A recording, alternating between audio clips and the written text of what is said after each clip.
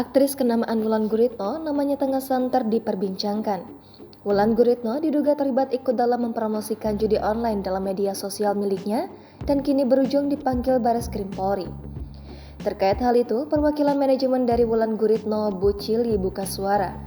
Ia memastikan bahwa Wulan merupakan korban dalam promosi game online.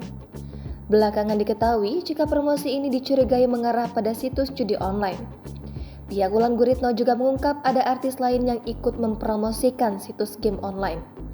Pihak Wulan bahkan dibuat bingung, video yang telah dibuat pada tahun 2020 lalu itu kembali muncul ke permukaan, hingga menuai banyak atensi publik.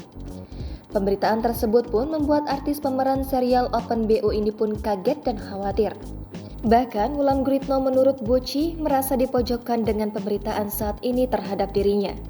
Sebelumnya, Wulan Guritno dituding ikut mempromosikan situs judi online lewat sebuah video yang beredar belakangan ini.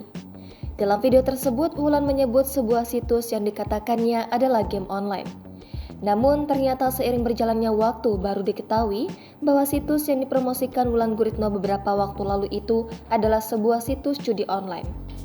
Bareskrim Mabes Polri pun mengumumkan akan memanggil Wulan Guritno untuk dimintai keterangan seputar apa yang dia lakukan untuk akun tersebut. Jangan lupa subscribe, share, komen, dan like ya!